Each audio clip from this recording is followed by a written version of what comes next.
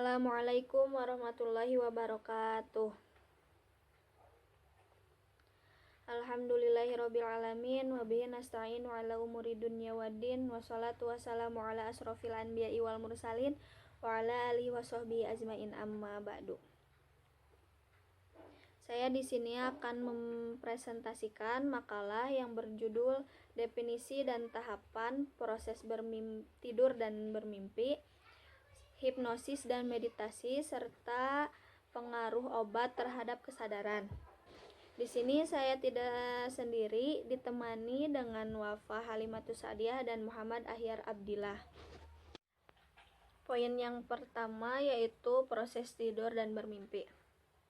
Tidur adalah suatu kebutuhan fisiologis yang penting bagi kebutuhan manusia. Seseorang tidak akan bisa bertahan hidup tanpa memiliki kualitas dan kuantitas tidur yang cukup baik. Karena selama proses ini terjadi pemulihan dan pengembalian kondisi tubuh menjadi seperti semula. Tidur juga bisa disebut sebagai istirahat. Tidur adalah keadaan istirahat alami yang dialami oleh setiap makhluk hidup. Untuk kesehatan, tidur adalah keadaan istirahat alami yang terjadi pada setiap makhluk hidup yang penting untuk kesehatan. Dalam tidur normal, biasanya berfungsi saraf motorik dan juga sensorik untuk kegiatan yang memerlukan koordinasi dengan sistem saraf pusat akan diblokade, sehingga pada saat tidur cenderung tidak bergerak dan daya tanggap pun berkurang.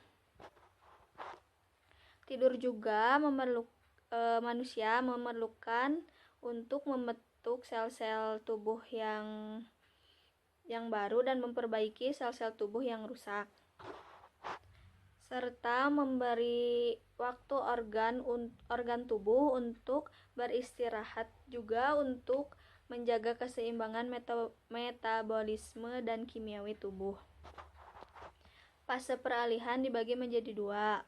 Yang pertama, peralihan dari sadar ke tidur disebut sebagai prodormitium, dan fase peralihan dari tidur kembali ke sadar disebut postdormitium. Sistem kekebalan tubuh manusia menghabiskan sepertiga dari waktu hidupnya untuk tidur.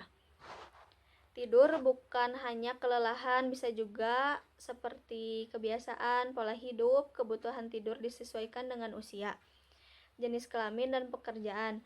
Bayi secara normal tidur akan selama 13-16 jam per hari, yang berfungsi untuk bertumbuh atau berkembang secara umumnya. Sedangkan anak-anak dan remaja membutuhkan tidur kurang lebih 8-12 jam per hari untuk berfungsi untuk perkembangan otak dan ketahanan memori. Semakin tua, tingkat kebutuhan durasi tidur semakin kecil karena sebagian anggota tubuh tidak berfungsi secara optimal, dan juga aktivitas lansia yang sangat minim, berkontraksi, tidak efisien dalam melakukan aktivitasnya, dan cenderung lebih cepat marah dan mengalami gangguan moodian gitu.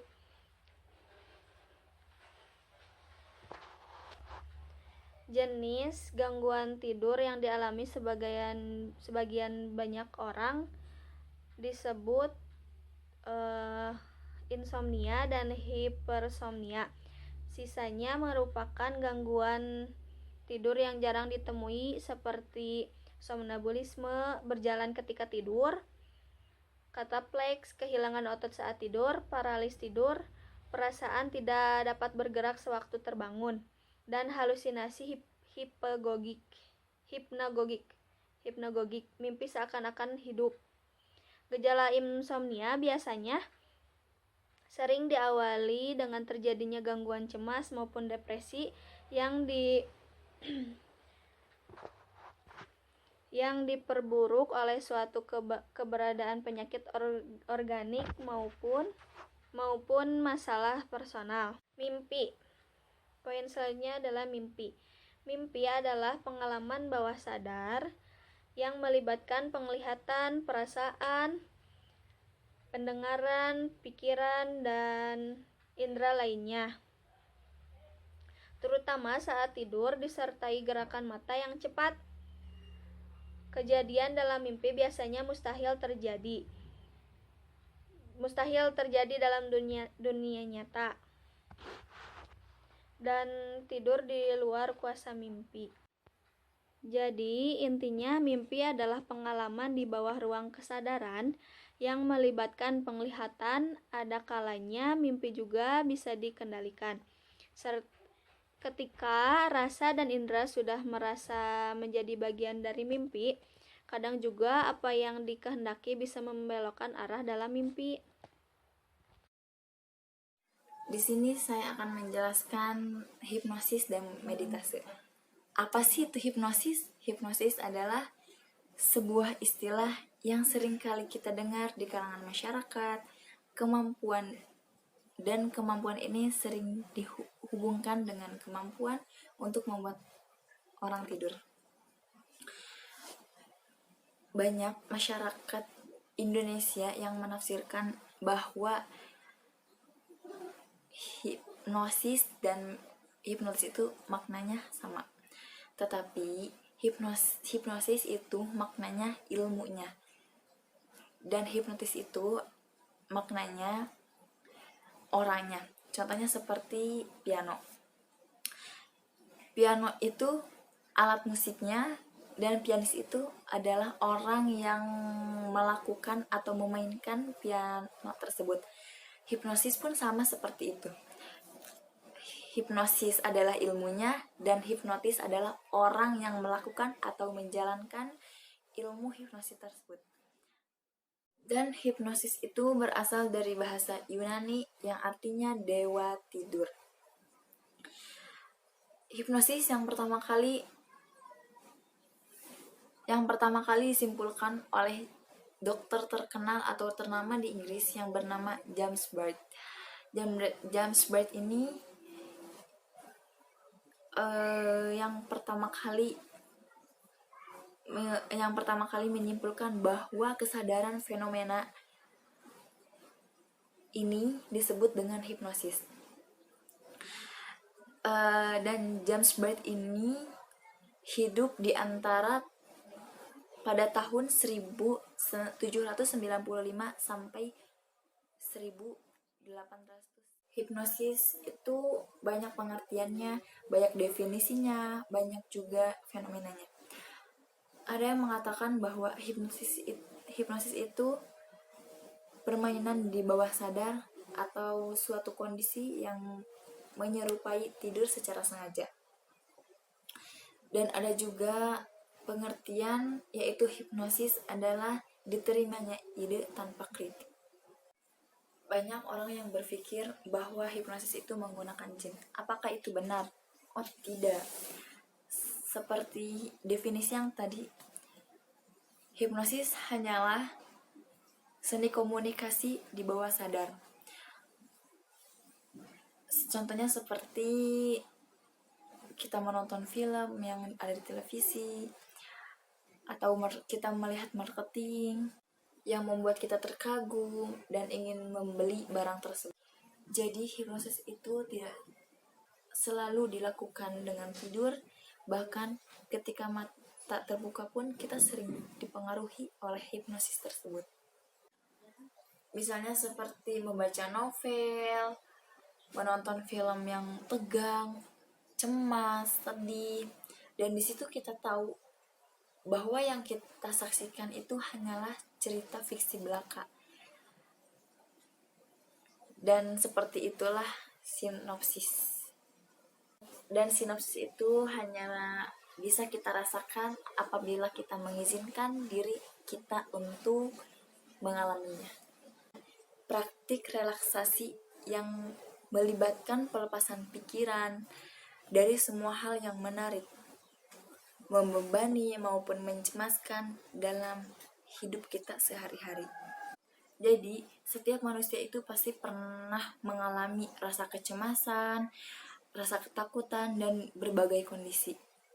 Dan berbagai cara mereka lakukan untuk mengatasi masalah tersebut, dan salah satunya dengan meditasi. Jadi meditasi itu sudah sangat familiar di telinga kita, bahwa meditasi itu mampu untuk mengatasi stres dan menenangkan pikiran dan hati kita. Nah, jadi meditasi di sini adalah mengsehatkan pikiran dan perasaan untuk mencapai sesuatu. Namun, di sisi lain juga meditasi bisa disebut dengan sebagai seni untuk melatih diri kita dalam menyikapi segala sesuatu dalam hal keadaan yang lebih baik. Dan dalam kehidupan masyarakat modern sekarang ini, akan lebih cepat manusia merasakan letih dan sulit bagian yang berdampak pada jiwa emosi. Mereka itu tidak stabil hingga membuat fisik mereka lemah dan emosi mereka tidak terkontrol. Dan karena itu, meditasi adalah solusi yang paling terbaik. Dan tujuan meditasi adalah untuk memperlambat dan memenangkan pikiran kita sehingga berdampak pada tubuh sehat dan pikiran tenang dan damai. Karena meditasi itu melibatkan pikiran dan energi kita yang dapat menimbulkan dari gangguan.